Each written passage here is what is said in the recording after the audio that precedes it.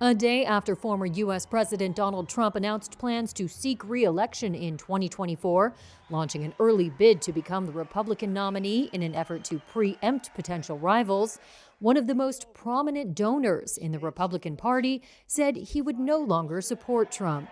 Blackstone CEO Stephen Schwarzman, who had been one of Wall Street's biggest supporters to Donald Trump's election campaigns, said that it was time for new party leadership and plans to back a different Republican candidate for the White House. I am tonight announcing my candidacy for President of the United States. Trump made his announcement a week after U.S. congressional elections in which his party underperformed expectations. Several Trump-backed candidates lost midterm House and Senate races. We had a big day today. And those who echoed his false claims about the 2020 election were defeated in key contests. Still, the businessman turned politician remains the top choice of Republican voters for the 2024 race in recent opinion polls.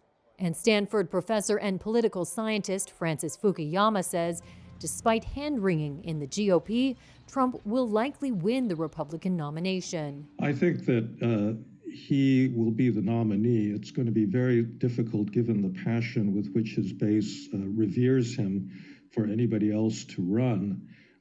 But, you know, I think the Republican Party is really in a lot of trouble either way, because I think it's actually going to be hard for him to win the presidency if he is the nominee.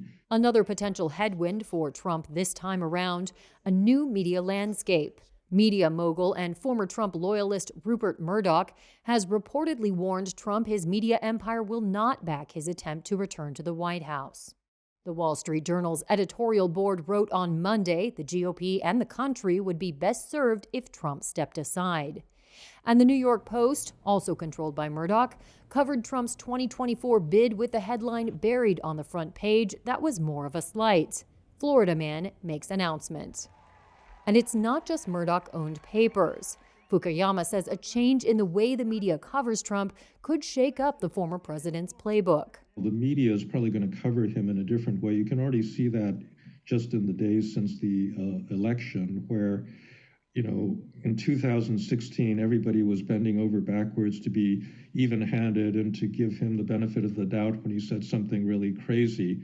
I don't think they're going to do that anymore. Too much chaos. Meanwhile, in another potential sign of his waning influence, on Wednesday, top U.S. Senate Republican Mitch McConnell, whom Trump has publicly criticized, held off the first challenge in his nearly 16-year reign as party chief, despite Trump's repeated calls for McConnell's ouster.